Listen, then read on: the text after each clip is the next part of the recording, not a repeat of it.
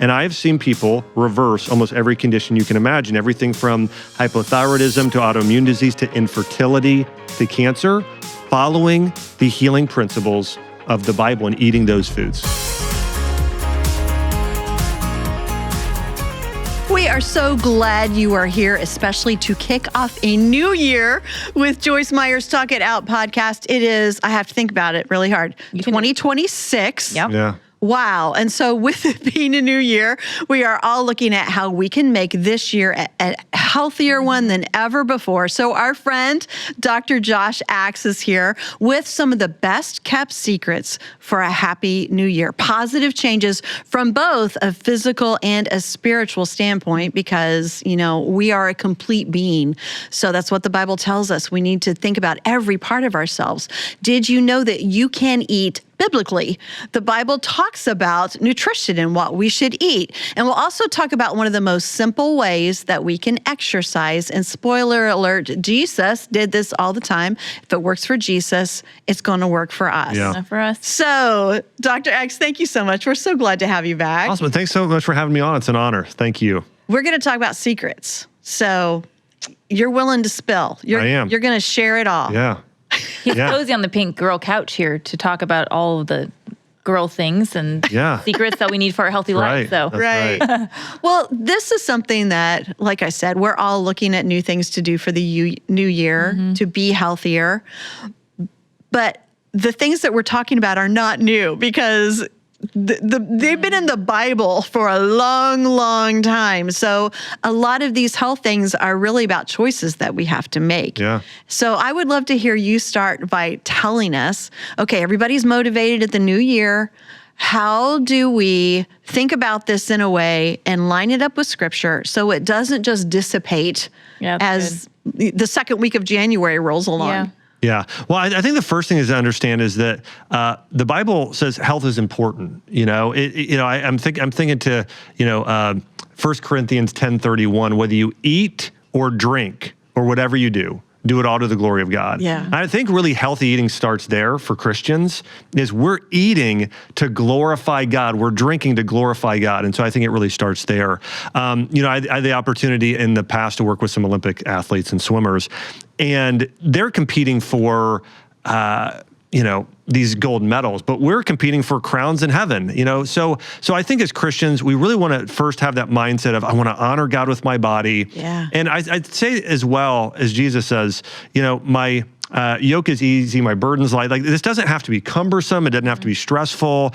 Don't focus on what you're— That's a relief, honestly. It really Just is. hearing that reminder is huge. Yeah, and I would say don't focus on all the things you can't have. Focus on all the things you can do. And also, I would say this: just we're in a world today, and I know, Erin, we were talking about this.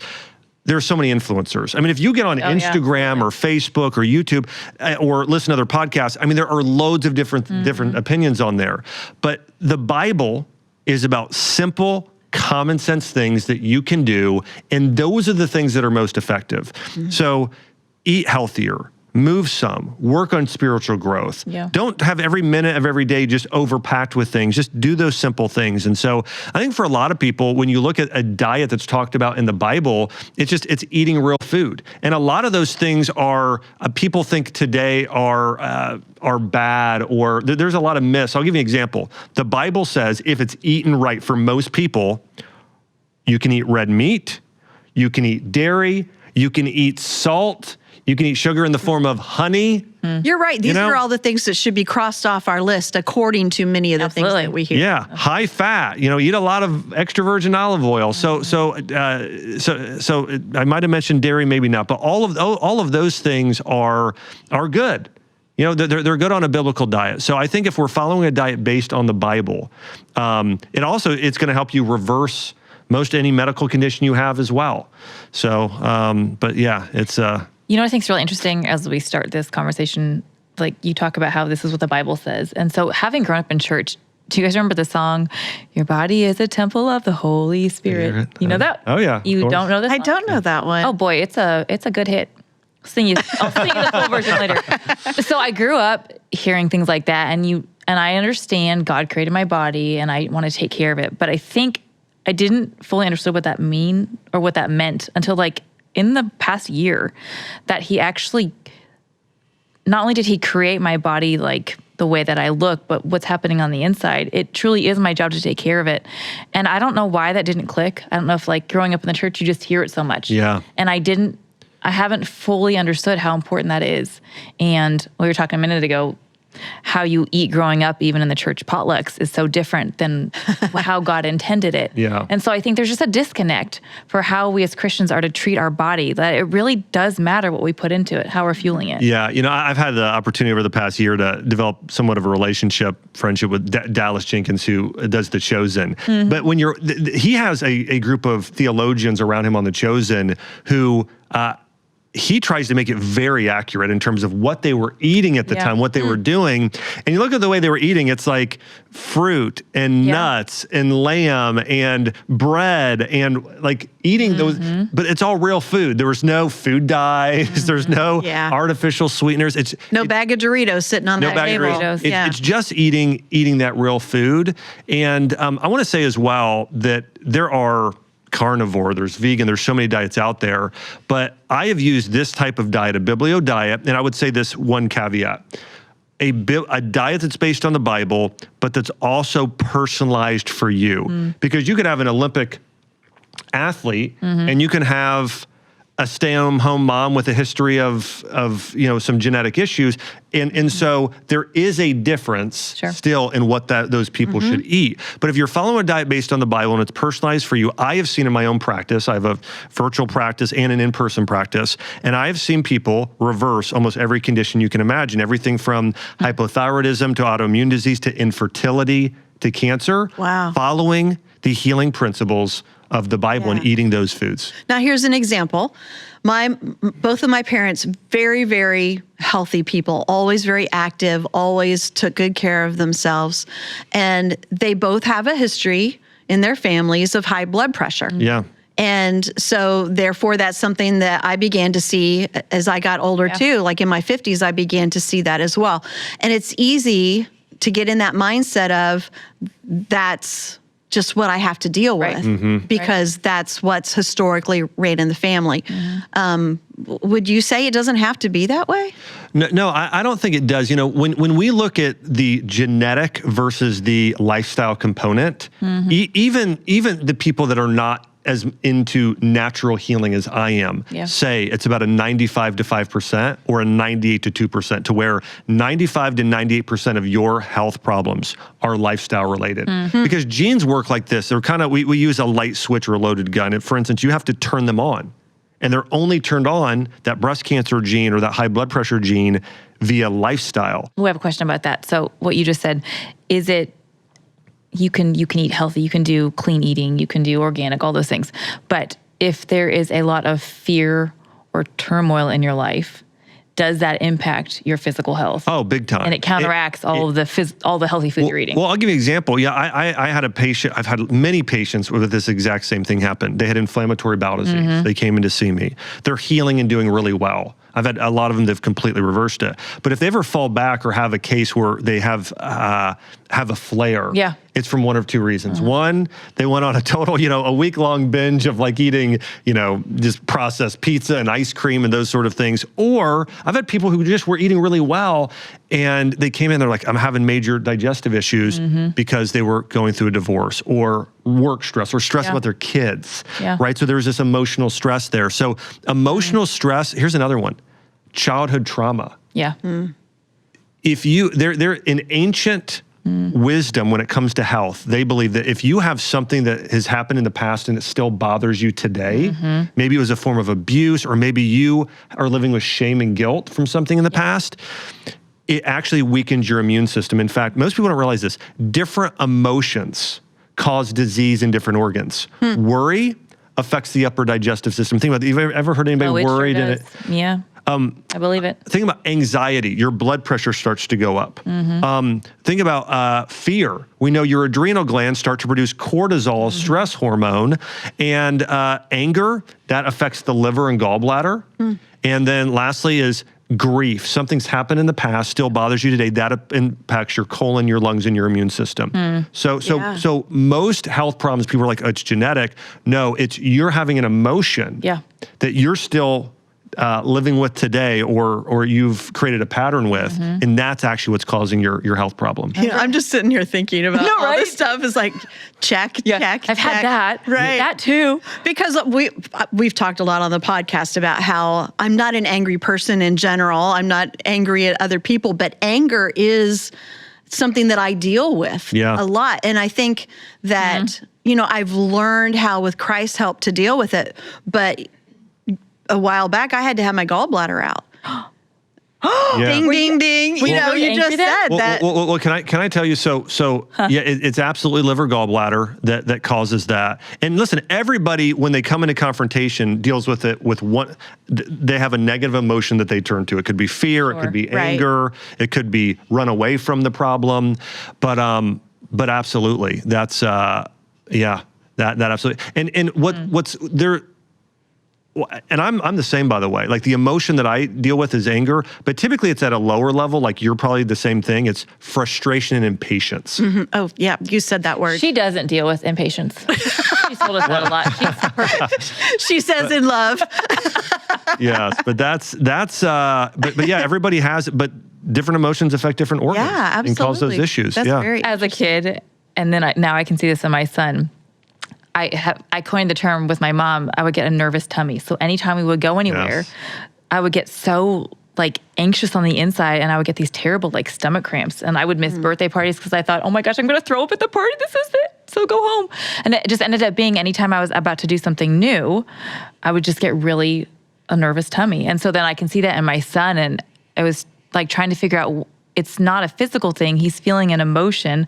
Oh, I remember feeling that as a kid too. Yeah. And how they're all so connected. Oh yeah. Well, and I would say this is that, and I encourage this with all my patients, especially with severe conditions like cancer is a great example of this, but you can't ignore your emotional and mental health. Oh, that's so good. Because it's half the equation. Like for instance, if I have somebody come in with almost any condition, even hypothyroidism, I will really encourage them we have to figure out the emotional component of what's causing this, because there are dietary things we can do, but in all my cases where I've reversed hypothyroidism, like getting women off Synthroid or levothyroxine, whatever it is, we always want to focus on the diet, the supplements, things that are missing, but also that sort of mindset. And one of the things that tends to cause hypothyroidism is fear. Like most people think, if I have hypothyroidism, it's the thyroid. It's almost never the thyroid. It's almost always the adrenals, or it's the gut. If it's more autoimmune led, it tends to be more of the digestive, the immune system. If it's more just plain hypothyroidism, it tends to be more adrenal related, and that's affecting it's cortisol. So if we can fix those issues, we start to fix the thyroid. But part of that is combating things spiritually and emotionally as well. Well, we started off by talking about how we are a whole being, and God created us in such an intricate, beautiful way, how everything does tie together. So let's check in as a spiritual leader. What does Joyce have to say about how important all of this, dealing with your health, dealing with your emotions, dealing with your spiritual health is? Let's find out what she has to say. We are a tripart being, and body, soul, and spirit, and every part of us affects the other part of us. Your mind affects your emotions. Your mind can affect your spirit. A spirit full of God can affect your body. It can affect your emotions. It can affect your mind. So we have to understand that the kind of thoughts we have, the amount of stress we have in our life, affects us spiritually, but it also affects us physically. How many of you agree with what I'm saying here today? Okay. Now, it's good to sit there and agree, but let me just be plain and say, I'm doing this so you'll make a decision to make some changes.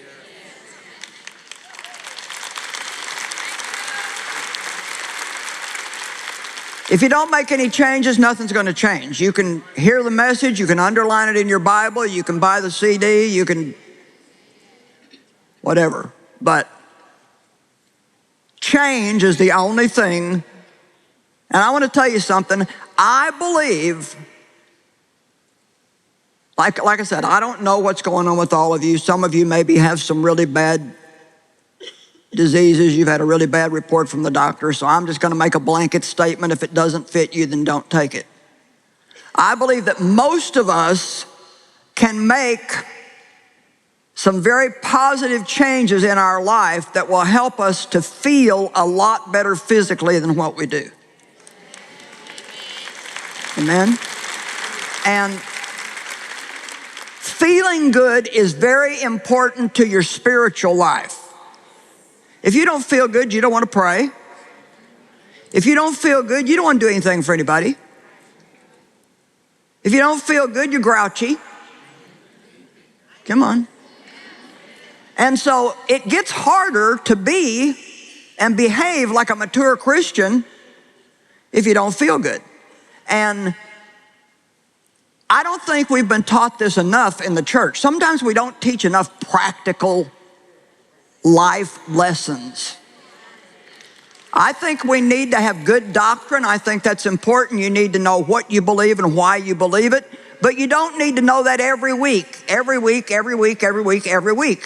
You need to know how to live.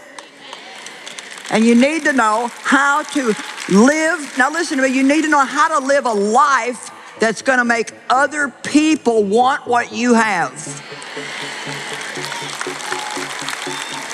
She's making such a good point. When I don't feel well, it is much harder to be a good Christian. Oh, yeah. It impacts us so strongly. And you were saying that what she's talking about kind of works both ways. It does. I mean, yeah, our mental and spiritual health affect our physical health way more than people tend to realize. And so we have to take care of that. But also, our physical health really impacts our spiritual health. I mean, if somebody is feeling lousy and tired and exhausted all the time, it's hard to be nice to people. It's hard to maintain that patience and that calmness. And you know, I used to have a pastor. I had a lot of pastors actually in Nashville that come into my clinic, and actually have a clinic again. So I have people coming in to see me. But one of the pastors, I remember asking him. His name was Pastor John Miller, and I said he was my best patient. I mean, he came in, and in my clinic we do things now like infrared light bed, hyperbaric chamber, you know, stuff you actually go in and get treatment for, IVs. And I said, hey, why are you my best patient? I'm like, you're just so committed. Every time I taught a lecture, he was there, and he said, he was 75, and he said, because I want to be preaching the gospel and doing mission trips when I'm 95. Oh, I love it. Yeah. And so, you know, he understood when I am physically healthy, I am able to do more of what God is calling me to do. And so I think that if we can embrace that mindset, we can be healthier for it. You know, so yeah, it's big. When you talked about choices and how important our choices are. When you start down this road, what would you say are some of the hardest things you see people sticking to, and what are better ways to make those choices? Oh goodness. Well, I mean, I think I have to start with. I think I have to start with exercise and then probably get into diet. I think exercise for people, what people tend to try and do is too much, too fast. It's the same thing. It's January, right? And so you guys probably know this. You know how long the average New Year's resolution lasts? It's like days? 4 days. Oh, wow. 4 days. So we can make it 7. No, 4 days. And the reason is I think a lot of people will go in there and say, okay, I'm going to go and start working out an hour and a half every day. Yeah. And it's just not sustainable. Right. Like, rather than saying, okay, I want to start a healthy habit that I know I can stick to long term. Okay. I'm going to go in the gym 45 minutes twice a week, and I'm going to start walking more.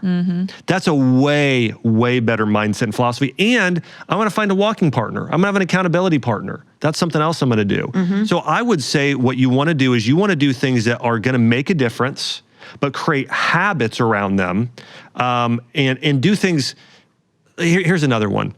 I tell moms this with kids. I've had moms say, well, my kids don't like vegetables. And the first question I ask them is, which one do they hate the least? Okay. Well, they won't eat peas and spinach.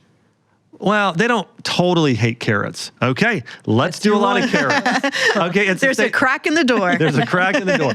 So same thing. It's like if you absolutely do not like doing a lot of long distance cardio, that's okay. Weights are better for you anyways, And if you don't want to do it every day, well, then let's do it at least one day a week because you really need to maintain that muscle to be healthy and age gracefully and look and feel your best. And so let's do that. So I would start with exercise to say that is the hardest one for some people to stick to, and make it doable, schedule it in long term. And if you fall off, don't feel guilty about it. Just jump back on. It may seem like if I only do that little bit, it's not going to do any good. It's true. Well, you know what? Probably the simplest form, and some people don't even consider it exercise, is just consider it transportation. But walking is very beneficial. I mean, there are studies on longevity showing it's one of the best things you can do for longevity. So listen, if you want to walk, well then let's make sure that you walk enough. Maybe it's an hour a day if you're not going to do other forms of exercise, but walk a lot. Maybe buy a 10-pound weight vest and throw that on when you walk. So there are little things you can do, and maybe try and do some more hills. Just challenge yourself a little bit. But you got to live in the hills of Missouri. That's the way it works. Well, we talked about Jesus, and Jesus walked an average of 10 miles to 26 miles a day on average. This is one of those secrets we were talking about. It is. It's around 20. Think about that. Jesus walked around 20 miles a day. I mean, that's, crazy. Now, I will say we went to Disney World recently, and we all kind of tracked how far we walked, and it was close to 15 miles. I mean, we were just constantly walking from morning to night for the most part. So sometimes if you go on certain trips, like we went to Europe and we were walking about 12 plus miles a day, and we were doing that. But walking is tremendously beneficial. So find that thing that you can stick with and go for that. I think we have to get creative because as a society, that is probably more common in other areas of the world. But here, we are just so, we sit down a lot all day long. We just sit. Oh, yeah. We're working at desks. Yeah, meeting after meeting. And we barely have time to go to the bathroom. So, and then you go home and that's not healthy either. It's not. That causes other problems. But we have to get creative, I think, and doing some of what you're saying. How can we take our sedentary life, where we have jobs where we sit? What can we do to add that in where it doesn't feel like it's too impossible? I would say, making a small change is better than making a big change that after a few weeks or days, just you're not doing anymore. Of course. What are some of those other things that you would call a myth or a secret that kind of holds us back in our health? That you have to eat perfectly. That's one. Again, God is all about grace and mercy and forgiveness. What's interesting, when you read about the people in the longest living cultures, sometimes they had one bad habit. Sometimes they didn't eat perfectly every single meal, but they did it well about 80% of the time, right? And so I think that maybe you take one meal off a week and you do fast food, okay? But the rest, you're eating real whole foods. You're eating the pomegranate. You're eating the blueberries. You're eating the apple, right? You're doing some vegetables. You're doing the organic meat. You're doing those things. And so I think that's the big thing is you don't have to be perfect, but you just need to be better and be your best. And listen, the Bible knows, Jesus knows we're not going to be perfect. He's the only one that's perfect. But we are called to do our best, right? So I think that's the idea. And one of those changes, I'll give you an example with patients, is I would have many of them just change breakfast to start. Now think about this, just changing breakfast, that's 1/3 of your diet. That's 33%. That's not a 1% change, it's a 33% change. That is a big change. And one thing people can do is do a 3-ingredient smoothie, berries, coconut milk, in some sort of protein powder, like a collagen or a plant protein. Okay. And I would also say most people need to do way more protein than they're doing now. Most people probably should be doing about 30 grams of protein per meal, or 30 to 40. So I'll give you an example. When I do a morning smoothie, I do a little bit of coconut milk. I'll do, and I mix it up. Sometimes for some patients, if they have a cold body temperature like hypothyroidism, I want to warm their body up. So I actually have them do either a pumpkin or a sweet potato smoothie for breakfast. I'll have them add in 1 to 2 teaspoons of pumpkin pie spice, which has cinnamon and ginger, which is warming. It actually makes it even taste better. And then I'll do 20 grams of a protein powder that comes from bone broth, and another 20 grams of a plant protein. So they're getting 40 grams of protein, getting a small amount of healthy fats from the coconut milk, and then they're getting all of those herbals. They're getting some of the berries. It's a great breakfast. It's very healing for most people, or the sweet potato in there as well, for some people. But just changing breakfast, just start there. And that's for some people if you're just getting started. Huge. Let that be the adjustment that you feel good about. That's so much of it, is if I can accomplish something and not fail in it, then I may even be ready for the next thing. Well, you know what I've had so many people tell me, Ginger? They've said this. They said, well, one thing I've noticed is once I eat the healthy breakfast, I want to eat the healthy lunch. Yeah. You have some momentum in your day. That's right. Yeah. Okay, I have another myth question. Is it a myth or truth that buying organic everything is worth the investment? Well, let me say this. It's really, there's really a ranking order of it, okay? Okay. Yeah. So if you're going to buy food organically, by far the most important food groups to buy organically are meat and dairy. Okay. Because it's something called the law of bioaccumulation. This is actually a scientific law.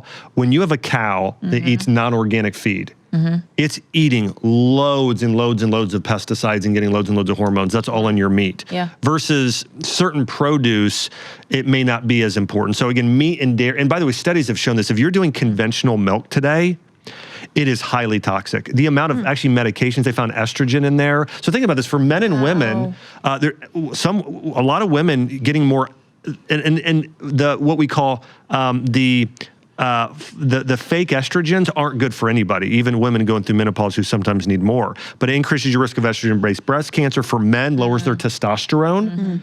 So you want to stay away from conventional milk to start, and only do organic. So all that being said, organic meat and dairy, that's the first category, the most important. If you can only afford that, do that. The second category would be the dirty dozen, okay? And it tends to be foods that don't have a covering that you take off. So for instance, like bananas, it's not that important to buy organic. Sure. Grapefruit, things like that. If you're buying lettuces like a cabbage, take that, and it's not organic, take the outer peel off, okay? Because that tends to be where the greatest concentration of the pesticides sit. Yeah. So it's really those three categories. Number one, meat and dairy. The second most important are dirty dozen, or things that don't have something you peel off. And the ones you peel off, you can buy them organic, but it's not as important. Okay. I know the answer to this as I ask it, so I'm not sure why I'm asking, but... Are you asking for a friend? yeah, asking for a friend. I'm not a cook. My husband, he's a good cook. There was a casserole dish on your desk today. I wondered if you baked something. Tim made something for someone else and took it, and they brought me the casserole dish back. That's what happened, exactly. So as I'm listening to you talking about peeling the outside of that head of lettuce, I probably shouldn't be buying the bag of pre-made salad. Is that? Oh, that's a good question. Well, here's what I would say. I'm lazy. I'm a lazy cook. Well, you're honest. Here's what I would say is a lot of these bags, they're vacuum sealed. It's not as bad as it may sound. Listen, here's the thing. I want people just need to get more vegetables. If that's the way you're going to get them in, let's say it's organic, then I generally think that's okay. I have to say Thank you, Dr. Axe. I have to say one other, there actually was a study done on berries, and it found that some types of fruit are actually more nutrient dense when they're frozen, because what they do is they harvest them when they're fully ripe, and then they immediately freeze them. A lot of fruits that we get from Mexico, China today, they harvest them early, so there's less nutrients in them, and then it takes weeks for you to get them, so then the nutrients go down before you actually eat them. So there are some things. One other thing I wanted to mention, I think is important. Thank you for the grace there, by the way. I appreciate it. One of the easiest ways to clean any chemicals off your food is just baking soda and water. There was a study done to show if you just soak your fruit and vegetables in baking soda and water for 1 minute, I want to say it kills off like around 97+% of anything that's on there. What about hydrogen peroxide? And that's another great one. That's the second one I would reference. Yeah, hydrogen peroxide or baking soda work incredibly well. And again, there's studies on it to show that it actually works. I'm going to tell her. My mother-in-law is the cleanest eater I know, and she has shopped organic, all the things you say, for years. And we thought, And we gave her a hard time. I've had to since apologize in the past few years. Like, you were right all this time. So, but she has stored hydrogen peroxide under my sink in every house we've ever lived in, hoping at some point I will catch on. So she'll be pleased to know I'm doing it right. That's so great. Yeah. I love it. Well, here's a question from social media. Yeah. One of our friends is asking, it seems like I'm doing all the right things when it comes to health, but I have no community. Maybe that's why I don't feel as though I'm thriving, even though I'm my ideal body shape and size. That's good. Yeah, one of the things I hit on a study in the book, The Biblio Diet here that I wrote, and I get into this Harvard study on longevity and that community is critically important for your health. In fact, another thing I think we might have quoted in the book is there's a study that came out that said loneliness, the equivalent of it is smoking. It's like smoking 15 cigarettes. I've read that. That's amazing. So I mean, we're living, when I first opened my practice, it was a lot of people with gut issues, autoimmune and hormone issues, and it's still a lot of that, and that's still growing. Yeah. But the thing that's growing the most is mental health issues with people, and loneliness is one of those things. So, my best advice there is you've got to pursue those relationships, and you do it by going and getting plugged in at a great church. Go and find a great church, get vulnerable, get around a group of people, find those encouraging people, and pursue relationships with them. Yeah. There's a quote, it's you become like those 5 people you surround yourself with. There was a Duke study, and they found that if you want to get healthy, I'm going to let you guys guess this. There's a study at Duke, and they said, if you want to get healthy and fit, who should you hang out with? Healthy and fit people. There you go. Yeah, the specific thing, the word they used in the study was people that are disciplined, people that are more disciplined than you. But it is a very similar thing. Hang out with people that are more healthy or disciplined than you. And so, but I found in my life that if I want to have great people I'm spending time with, great relationships, I have to pursue those relationships with people.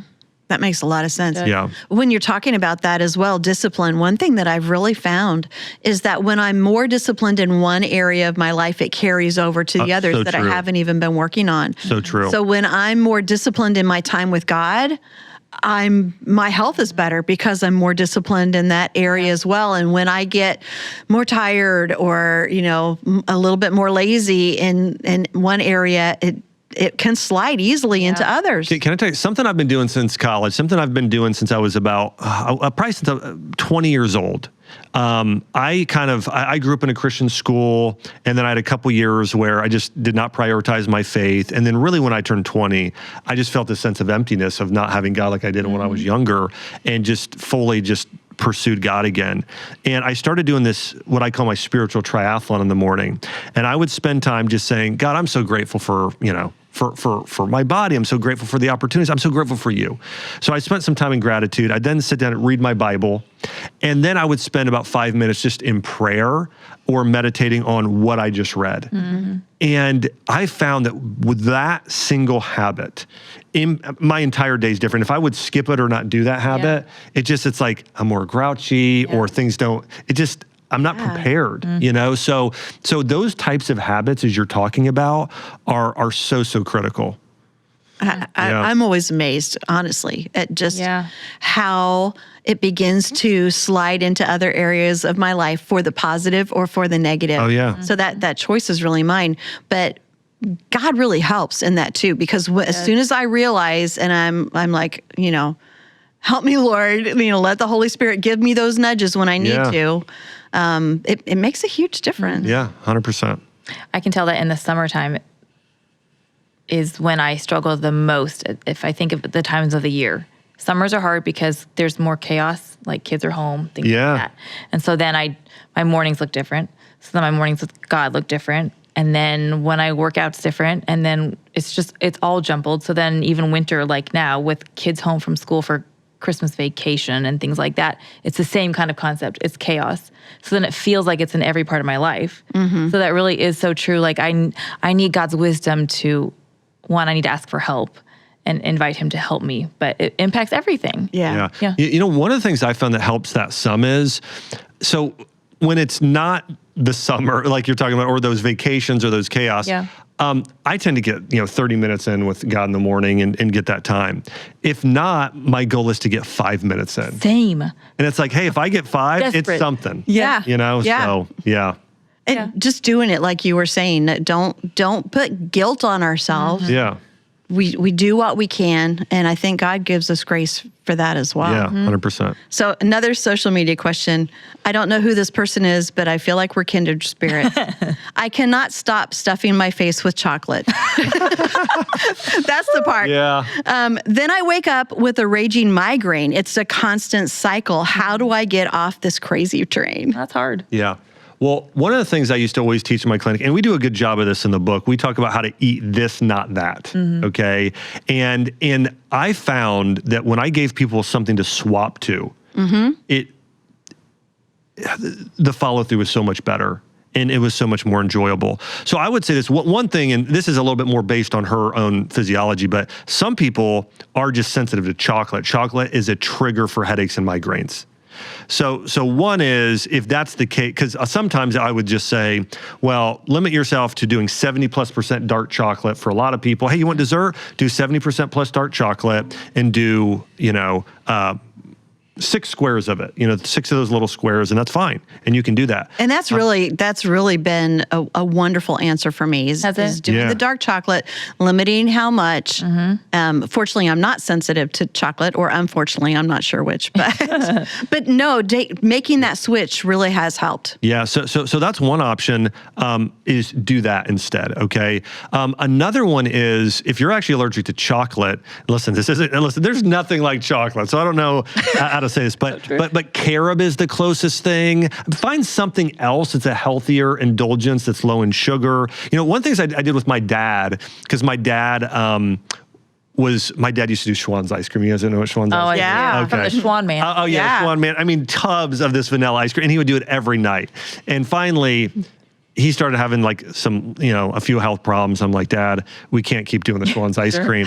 So we had him start doing flavored this protein powder that was chocolate flavored, really healthy. And he started doing that with some coconut milk and really enjoyed it. He's like, listen, it's not Schwann's ice cream, but he enjoyed it. And things like dark chocolate. So I think finding those things that, finding those sorts of little swaps is the secret for most people, finding the swap. Yeah. Now, I'll also say this. In our country, we eat a lot of sweet and salty. We do. Doing more sour foods actually starts to reduce the cravings of carbohydrates. Oh, really? Yeah. So doing sauerkraut during a meal, drinking certain drinks that are more sour in nature actually reduce that, and then taking probiotics. But part of what's hungry for the sugar is... Does taking probiotics help decrease the sugar desire? It should mildly. Really? Yeah. Well, the reason is... I'm sorry. I just got so enamored with what you said. Well, the reason is that you have microbes partly. It's a combination of your gut microbiome and your hormonal system that are causing those cravings. And if you have a lot of candida, for instance, or yeast, it's craving sugar. And it's sending signals and working with hormones called leptin and ghrelin saying, give me more carbs. And if you can start to get rid of that candida, and you do that by lessening your sugar intake, taking probiotics, getting more sour foods, doing more higher protein, it'll start to reduce some of the cravings. Okay. I've seen that. Sorry, happen. I interrupted you. It's okay. I've seen that happen because I was in some pain, so I thought, I'm gonna cut the sugar out and see what happens. And so eating more protein and stuff, and I could feel the reduction of my desire to eat the sugar. Yeah. So after a month, I would still love a cookie, but I could tell a huge difference in just the craving that I had to do it. When people are overeating, you need to give there's a few things. One, you want to give your body what it actually needs that's gonna help stop the cravings, and it tends to be protein, fiber, and water. Okay? Yeah, I've definitely seen that with water. Yeah. Yeah, if you increase those 3 things, more protein in your diet, more fiber, and so protein is going to be meat, it can be protein powders, can be eggs. Fiber is going to be, cooked vegetables, certain types of fruit, especially apples, pomegranates, and berries, and even some things like a little bit of flax seeds, those sort of things. It's going to help tremendously. Yeah. So at this time of year, people are very possibly trying to detox from all of the Christmas goodies. Oh, yeah. What is a healthy suggestion that you might have for getting that done? Well, one thing just to realize is your body's detoxing all the time. Part of what your body has is your body's just dealing with so much at one time. It can't fully get rid of all the things. So one of the things, and this is very biblical, that we talk about in the book, The Bibliodiet, the new book Jordan and I wrote, is fasting. And I think when I first started doing fasting, it was full fasts, and it was hard. I mean, if you've ever done a full fast, it's really challenging. And I started working with patients and looking at the research and finding, no, you can fast the way the early church did. I mean, most people don't know this, but the early church fathers, for probably the first 300 years, they would fast either every Wednesday or every Friday or both. And they would skip breakfast and lunch and just eat dinner. And one thing I started doing in practice is saying, I'm going to take one day a week. Typically it was Mondays for me, but also sometimes I would do Wednesday if I had church that night. And I said, I'm going to take that one day a week and I'm going to intermittent fast. I'll skip breakfast and lunch and just eat dinner. And there are so many studies on that being tremendously beneficial. When you look at the Bible, it's all about, the Jewish festivals. They were fasting and then they were feasting. And so this sort of, and when you fast, there's this dependency on God, but it activates something in your body called autophagy, where your body starts clearing out something we now call senescent cells. They're also called zombie cells, and they create inflammation constantly. Well, if you fast for even one day for that time, your body starts clears out a tremendous amount of those cells. Zombie cells do not sound good. We want to get those out of there. No. And here's one other thing. I saw this study recently. How the average person eats at some point throughout the day 5.7 times. Yeah, sounds right. So not just 3 meals. It's like, well, I'm a snack here, snack at night. So for a lot of people, you don't even need to take one day a week and do that fast, even though that's super beneficial. You can do what I call a 12-12 or a 10-14 fast. It's a form of intermittent fasting where you still get 3 meals a day, but you just narrow your eating window and you only eat 3 times a day. Okay. You eat breakfast around, let's say, 8 a.m. You eat lunch around noon, and you try and eat dinner earlier around 5 o'clock. And if you can do that, that activates autophagy, and for many, many people, it's incredible healing. We go through the protocol in the book, how to do that, but it's pretty simple, like what I just shared. As long as after that meal, we're not still snacking all the way until we go to bed. Well, that's the point. That's breaking that. That's why you want to do, like, you don't eat for 12 hours or 14 hours, and you only eat around in a 10 to 12 hour window. Interesting. Okay. Yeah, but there's so many studies on that, and the benefits are just tremendous. This is fascinating. I got another question. Go for it. Okay, so what about cold plunge? So is it worth it? It is completely based on the individual. Okay. So if I have a woman that comes into my practice, or whether it's my virtual clinic or in person, and they have hypothyroidism and their body temperature is low, I don't want them cold plunging in most cases. Because think about this, your body temperature is already low. Yeah, absolutely. Well, if you continue to cool it down, you're going to cause a problem. Those women need to do a lot of infrared sauna. Yeah. Lots of it. Okay. And so I actually think if I have athletes that need to recover, I have them do cold plunge. If I have men that really want to support testosterone and support their body temperature, I have them do some cold plunging. But typically, and more isn't better. I typically want them in the upper 50s for about 3 minutes, a few days a week, not even every day, and that's it. So you don't want to do too much. But for most women specifically, infrared sauna is it's one of the most healing things they could ever do. Incredibly beneficial. And if you can't go to do an infrared sauna at a place or you don't have one at home, they actually have ones you can buy now that are less expensive. They might still be $1,000. And sometimes you can buy them used on like Facebook Marketplace, but buying an infrared sauna, one that's sort of like a tent that you get in yourself and you can take that's a great option. And there's also a few brands that have something called infrared sauna blankets, where you kind of get in and at the very least do an infrared heating pad. Sit on that on the couch on typically your abdomen, your low back, some of those areas. It sounds cozy and warm. Yeah. For most women, especially in the non-summer months, we really need to increase your body temperature, and it'll help. In fact, there's a study on hypothyroidism showing that infrared light used directly over the thyroid actually helps reverse hypothyroidism. Wow. So most of my hypothyroidism patients, I recommend that they do some infrared, some infrared on their whole body, but also directly on the thyroid. That's really interesting. It's supposed to be good for your complexion too. Oh, very good. Yeah, you can do it directly on the face. What it does is if it goes all the way down your neck to the thyroid, that you hit it all at the same time. It's great. Yeah. So your blanket up here. Yeah. Right. Yes. Infrared light activates something called mitogenesis. It causes your body to have more mitochondria, which are your body's batteries. So it also increases your energy. And most of these things we call biohacking today, they're taking an aspect of nature and utilizing it that way. For instance, you're getting just as much or more red light if you're laying out in the sun. But most people aren't outside enough. So really, you're just as good laying out in the sun, but in the winter, it's very hard to get that. So red lights are great for those uses. But that's true for a lot of these things. Like God really did give us everything we need. Exactly. It's amazing. Yeah. All the things that you have shared it's things that he has provided or he has shown us in the Word. Yeah. Interesting. Yeah. And you can never separate our health from our spiritual health. No. And he had it all in mind when he created it. It's just amazing. It is. Yeah. Oh, yeah.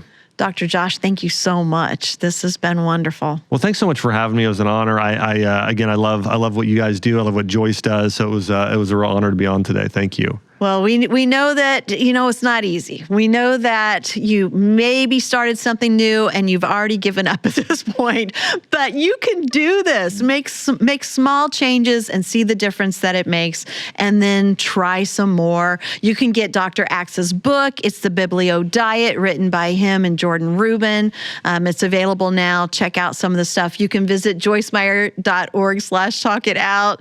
Look at our other episodes. We've talked about health some other times. And of course, we talk about spiritual health every single time. So make sure that you check those out. And we just want you to know that you're not in it alone. You do have a community around you, that we're here. We love you, that God has so much grace for you and mercy, whatever it is that you're dealing with. Find a church, find people who can support you, and know that with his help, all things are possible.